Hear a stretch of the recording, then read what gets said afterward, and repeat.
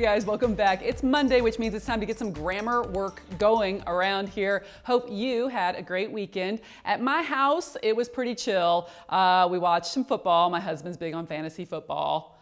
I know. We did laundry and I made grammar slides for you. So here we go. Look at this itty bitty tiny sentence that we're starting with this week. All right, you guys, go ahead and jot down this sentence, mistakes and all, into your running notes. As always, you can handwrite them into your little spiral notebook that you're keeping hold of, or copy and paste them in the comment section below, make your edits and then hit post, or you can put it on your own Google Doc or word processing software. It does not matter to me. It just matters to me that you're learning. So here is your first sentence. Wouldn't it be funny if there were no errors at all in this sentence? It would be funny.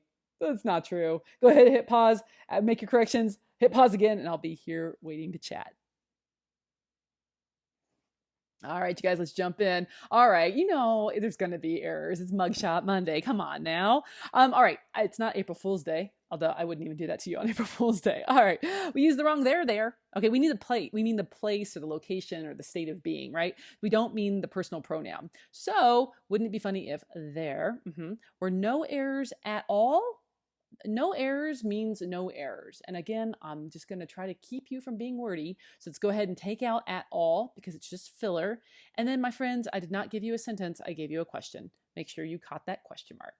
That wasn't so bad, right? All right, next sentence. Sadly, I just cannot stop myself from inserting numerous errors into each of these sentences. I think I have a grammar illness. In fact, I know I do. But go ahead and hit pause. Fix up my terrible, terrible sentence here, and I'll be waiting on the flip side with the answers. All right, sadly, comma. You have just started with an adverb. It's a little extra introductory element, so we're going to separate that off with a comma. There we go. Cannot is one word. I often see folks spelling it out in two words like this, but it's really not. It actually has the two ends together. So use that little chain link to squeeze out the extra space. Do not hyphenate it. It's just one straight word, C-A-N-N-O-T, cannot. Numerous was misspelled. Strike the B. It's not in there.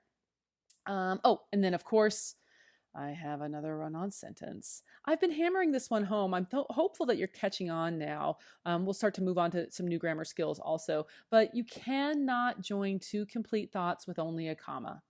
That's a comma splice, and it makes me angry, and you need to stop it. And so this time around, I'm going to stop it just by putting a full stop. Period. Stop it. Put a period there. Again, you could do the semicolon.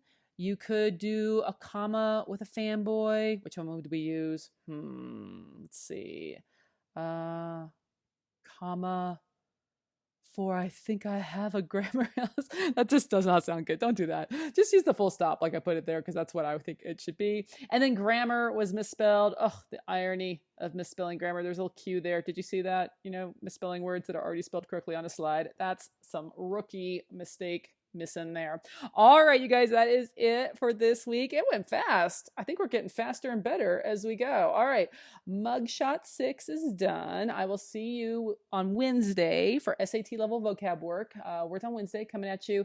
And then again on Friday. I'm always here 3 days a week. If you're enjoying the material that I'm creating and sharing, boy, it really helps me if I get a like or my subscription numbers go up. And it just helps with search and other folks find me. Teachers and students alike are using these, and I think that's awesome. Homeschoolers, hey, I'm here for anybody who wants to learn, and I'm all about that. All right, I hope you're well, and I will see you again on Wednesday. Bye.